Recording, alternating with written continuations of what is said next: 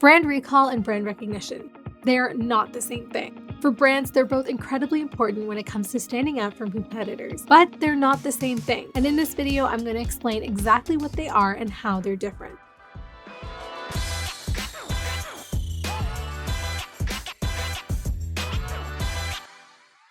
I have a hard-hitting question for you.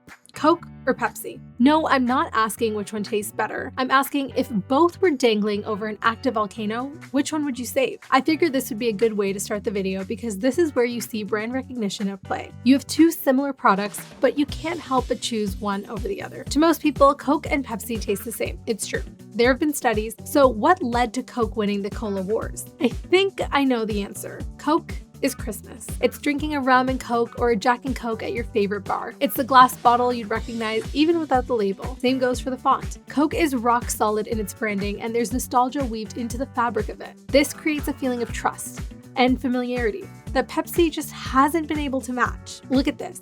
From 2000 to 2012, Pepsi had twice as many slogans as Coke. They're forever young. They're refreshing the world. They're where music is. They're all over the map.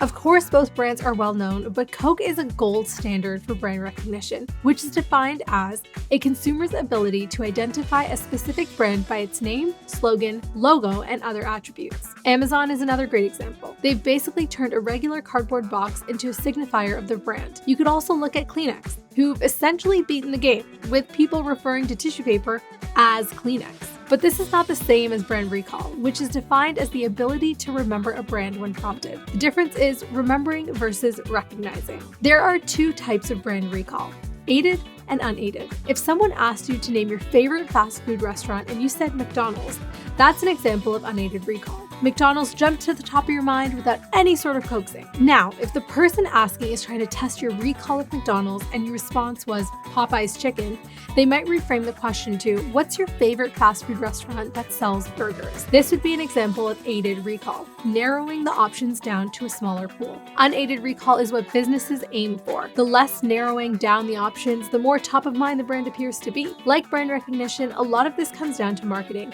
and both recall and recognition come together to account for your overall brand awareness. Most often, brand awareness can be evaluated through focus groups and online surveys. The key here is you want them sent out through unbiased channels. Simply offering a survey on your website is going to draw in a disproportion to the people who already are loyal to your brand, which will skew the data. You want to reach a wide spectrum of participants, so it's a good idea to go through a third party that can separate the survey from the brand. If surveys and case studies aren't really your thing, you can also get a sense of brand awareness through metrics like brand mentions, social media followers, search volume, and referral traffic. To learn how you can improve your brand awareness, stick around for the next video.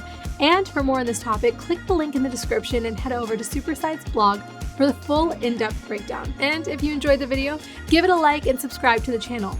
Thanks for watching.